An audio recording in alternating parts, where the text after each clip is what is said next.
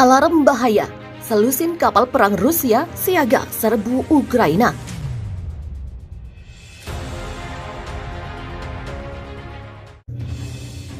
Aktivitas angkatan bersenjata Federasi Rusia di perbatasan Ukraina semakin meningkat. Dalam sepekan terakhir, ribuan tentara Rusia beserta sejumlah kendaraan tempur dikerahkan ke sejumlah titik dekat perbatasan negara pecahannya itu. Menurut data yang dikutip dari Viva Militer dari Defense Block, kabar terbaru menyebut bahwa Angkatan Laut Rusia mengerahkan 10 kapal perangnya dari Laut Kaspia ke Laut Hitam. 10 kapal perang Angkatan Laut Rusia yang dikerahkan terdiri dari kapal landasan helikopter dan kapal perang rudal jelajah. Barisan kapal perang Angkatan Laut Rusia ini berasal dari armada Angkatan Laut Makachakala. Sebagai bagian dari pemeriksaan kendali selama periode latihan musim dingin, lebih dari 10 kapal pendarat dan kapal rudal armada Kaspia ke Laut Hitam. Demikian bunyi pernyataan Defense Block. Tak hanya mengirim selusin kapal perang, Angkatan Laut Rusia lebih dulu menjalankan program latihan bagi para prajurit yang menjadi awak kapal. Tak diketahui berapa lama para prajurit Angkatan Laut Rusia digembleng. Namun demikian, kesiapan armada tempur laut Rusia dipastikan dalam kondisi maksimal. Sebelum meninggalkan pangkalan di Makachakala, para awak kapal menyelesaikan satu siklus penuh pelatihan dasar dan menyelesaikan tugas kursus di lautan. Di sisi lain, deretan kapal perang Angkatan Laut Rusia ini bisa memasuki Laut Hitam melalui Laut Kaspia. Sebenarnya, Laut Kaspia adalah wilayah yang tertutup. Akan tetapi, Rusia membangun sejumlah kanal serta mengalihkan jalur ke Sungai Volga dan Sungai Don yang terhubung ke Laut Azov. Hal tersebut memungkinkan Rusia memobilisasi armada tempur lautnya.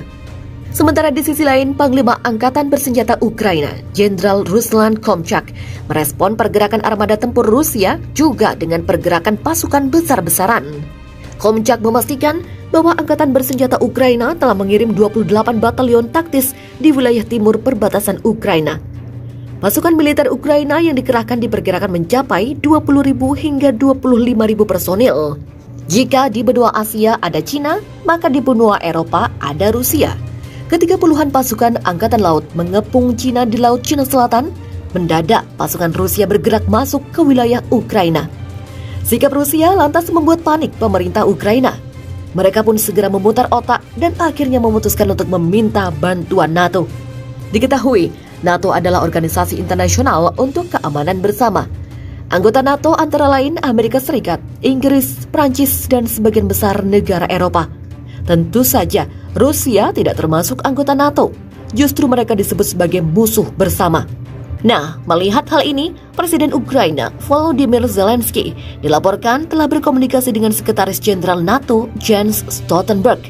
Dia ingin Ukraina bergabung dengan NATO, sebab hal ini mungkin menjadi satu-satunya cara untuk mengakhiri perang Donbas.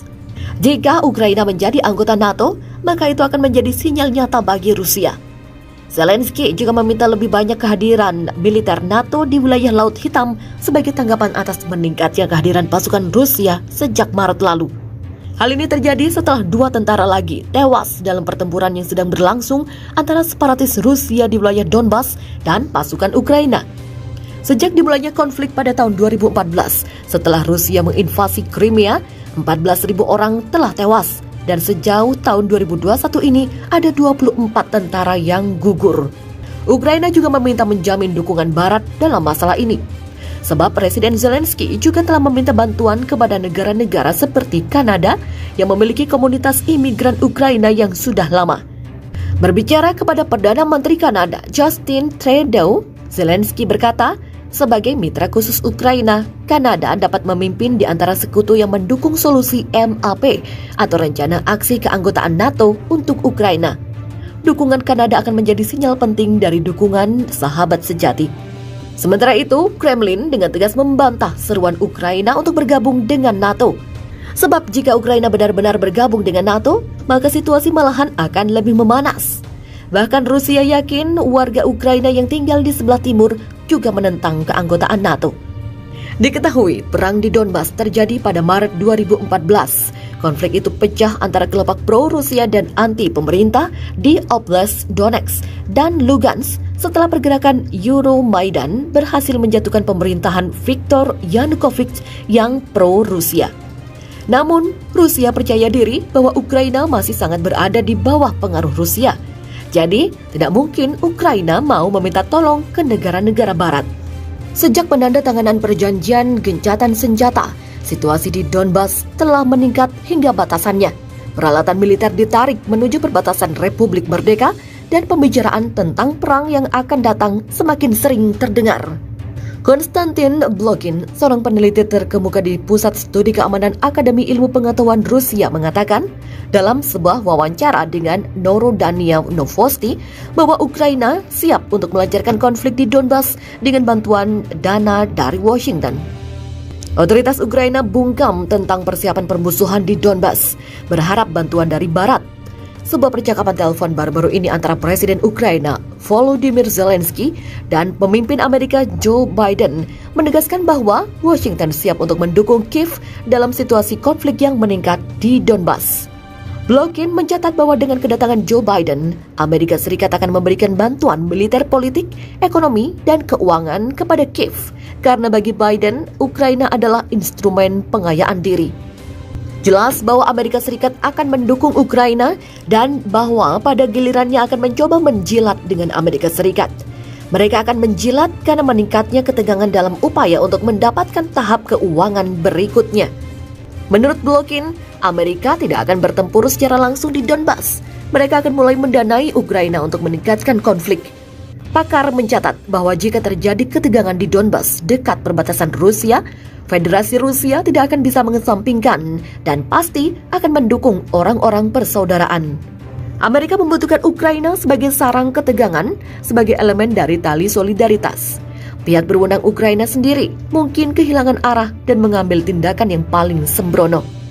Kementerian Luar Negeri Rusia mendukung penyelesaian damai konflik di Donbas dan menyerukan kepada Ukraina dan negara-negara NATO untuk menghentikan persiapan militer di Donbas dan menahan diri dari tindakan agresif.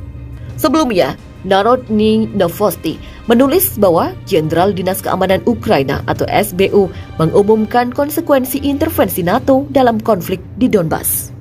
Kanselir Jerman Angela Merkel melakukan panggilan telepon dengan Presiden Rusia Vladimir Putin, mendesaknya untuk mengurangi penumpukan pasukan militer baru-baru ini dekat timur Ukraina. Pemerintah Jerman dalam sebuah pernyataan mengkonfirmasi kontak telepon kedua pemimpin tersebut. Merkel juga mengangkat kasus kritikus Kremlin yang dipenjara Alexei Navalny yang saat ini sakit saat menjalani hukuman penjara di Rusia. Merkel menuntut akses nasihat medis independen untuk Navalny. Sementara itu, Rusia menyatakan akan tetap mempertahankan pasukannya di dekat perbatasan dengan Ukraina. Angkatan bersenjata Rusia berada di wilayah Rusia di tempat-tempat yang dianggap perlu dan pantas, dan mereka akan tinggal di sana selama pemimpin militer dan komandan tertinggi kami menganggapnya sudah tepat. Demikian kata juru bicara Kremlin, Dmitry Peskov.